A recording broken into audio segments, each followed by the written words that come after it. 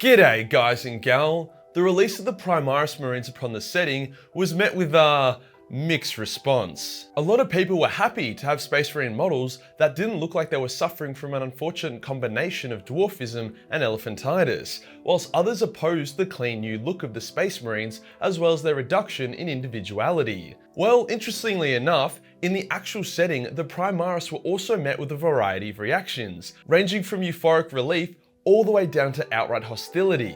A lot of that hostility came from other Loyalist Space Marine chapters, and it took a lot of ball breaking by Guilliman before Primaris were widely accepted by pretty much all chapters. Quick shout out to Mike Hunt.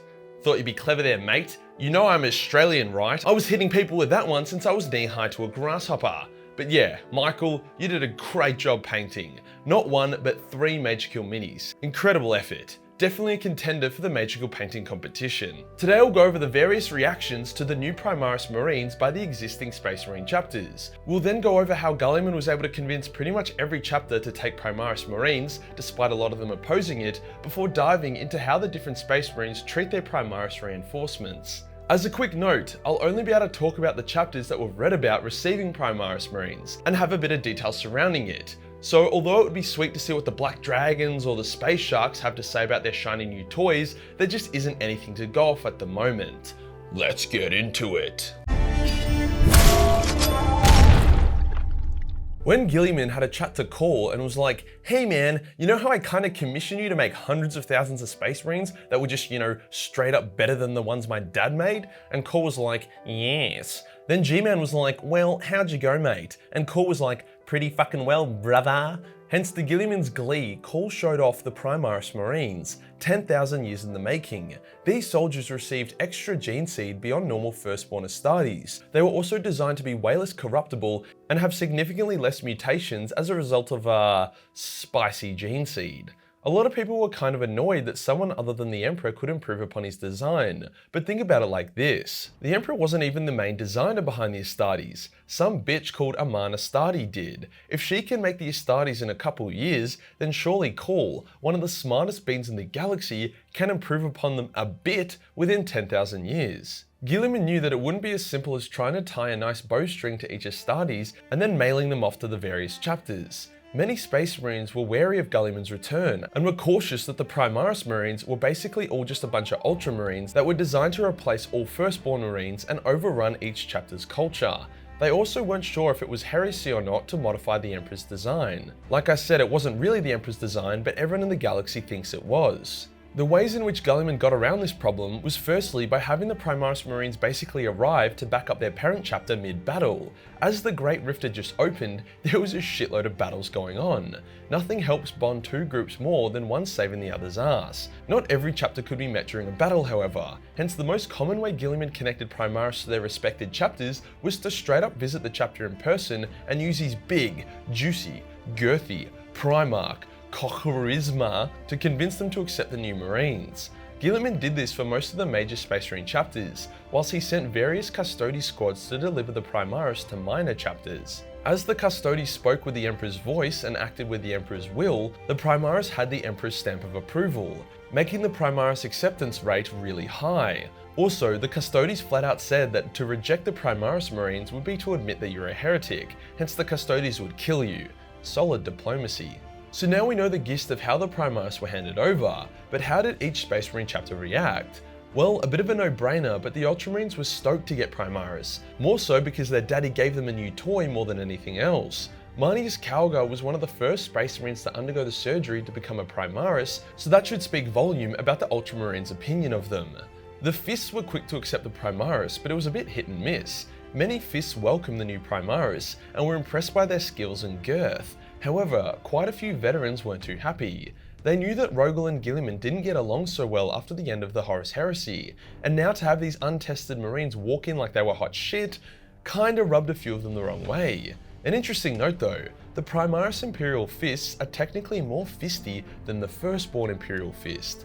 That is because the Imperial Fist chapter was completely destroyed during the War of the Beast, and was rebuilt using Imperial Fist successor chapters. The Primaris Imperial Fist, however, were recruited and put into stasis before the War of the Beast, so technically their gene seed is more fisty. Makes sense? Good. As time has passed and the Primaris Imperial Fist have been tested in battle, it no longer seems like the Imperial Fist veterans have any issues anymore. The Dark Angels approach their new Primaris in a very expected way, with complete and utter mistrust. I like the Dark Angels, but holy shit, their initial reaction was retarded. When Guilliman came to them, Azrael nearly blew up Guilliman's ship because he thought the big G-Man was coming to fuck them up because of what happened with the Fallen 10,000 years earlier. Guilliman was like, "Hey guys, why are you all sweating so much? Doesn't matter. Here is a shitload of Primaris. Have fun." So the Dark Angels accepted the Primaris without incident, mostly because they were so worried about their secret getting out that the reality of just being given a new army was a much better outcome. However, they didn't trust the new Primaris Marines, and they tend to avoid inducting them into the inner circle or telling them about the Fallen. Over time, some Primaris have found out, and the Dark Angels have chilled out a little bit, but there's still this awkwardness between the Firstborn and Primaris Angels. Some might call it a bit of a mutual distrust, but I like to think it's just a lot of sexual tension. So we've seen chapters love the Primaris, accept the Primaris, and kind of cop the Primaris. Were there any chapters that hated the Primaris? Yes, the Flesh Tearers. Gabriel Seth, the chapter master of the Flesh Tearers, is a ruthless, brutal man who sees the black rage as a strength instead of a weakness. He loves the raw, vicious culture of his chapter, hence he was disgusted with the arrival of the Primaris. The Mad Lad even called them Ultramarines in red armor. Now Gabriel did end up accepting the Primaris because most of the Flesh Tearers and Blood Angels in general had died during the devastation of Bal, plus Guilliman hand-delivered the Primaris, but there is a scene which sums up Gabriel's opinion of the shiny new boys. Basically, a new Flesh Tearer Primaris Marine and Seth get into an argument. Seth calls the Primaris a pussy, so the Primaris calls Seth a midget, hence Seth did what any reasonable man would do. He beat the ever-living fuck out of the Primaris Marine to within an inch of his life. Overall, due to the Primaris' resistance to the Red Thirst and Black Rage, coupled with the fact that they weren't directly made by the Emperor, the Flesh Tearers looked down on them in disgust.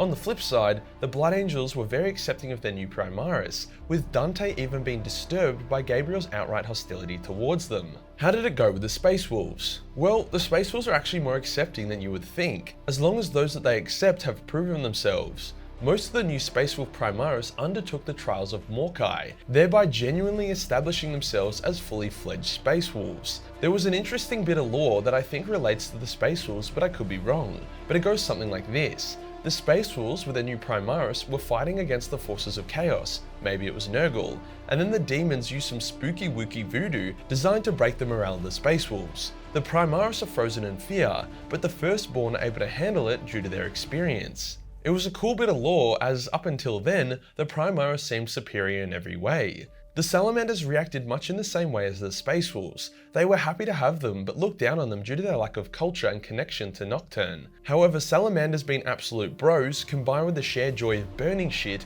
meant that this uneasiness didn't last long. Now onto a spicy one, the Black Templars. The Black Templars are a bit of a wild card, and Guilliman knew this, so he went to High Marshal Helbrecht directly. Helbrecht was happy to see Guilliman, as to him, Guilliman was the son of his literal god. Helbrecht also accepted the Primaris without issue, probably because Guilliman was like, "These new Primaris will allow you to crusade harder and faster," to which Helbrecht responded by jizzing his pants. Helbrecht was also impressed by Guilliman. He originally thought he might be a bit of a douche with a stick up his ass, but that just wasn't the case. Guilliman was happy with how the meeting went, but he was a bit on the fact that Helbrecht and the Templars saw the Emperor as a god, and as such, Guilliman at least a demigod. The meeting also served to get the entire Black Templars chapter to stop chasing Gazkul and actually start doing shit to help the Imperium, such as saving worlds and launching more crusades. Overall, Guilliman was pleasantly surprised with how the Black Templars took in their new recruits. There doesn't seem to be much info about how the Raven Guard and Iron Hands reacted to the Primaris. However, Raven Guard are very practical, and they aren't as proud as chapters like the Imperial Fists or Blood Angels, hence I imagine it would have been a bit of a smooth process. The Iron Hands probably would have loved them. A straight up Astartes upgrade created by the most venerated Magos in the galaxy sounds like a wet dream for the Iron Boys. But yeah, as I said, not much to go on here, but considering both Raven Guard and Iron Hands are confirmed to be using Primaris, it's easy to make assumptions. The White Scars accepted their Primaris without issue, and they welcomed the extra firepower. One high-ranking White Scar was actually so impressed by them that he went to the apothecaries and got them to turn him into one. The thing about Primaris is that there are multiple ways to accept them into your chapter. If you love them, then bring them in and seamlessly integrate them into every aspect and rank, like the Ultra Boys did. If you're happy to get them but feel like they're unworthy, then put them all in a lower rank until they prove themselves, like the Imperial Fists and Space Wolves did. If you don't like Guilliman's Primaris, but you like the idea of being able to turn your firstborn Marines and new recruits into Primaris, then use the new Primaris you're given as cannon fodder whilst you build up your own Primaris that are recruited from your own stock. It's implied that the Space Sharks did this.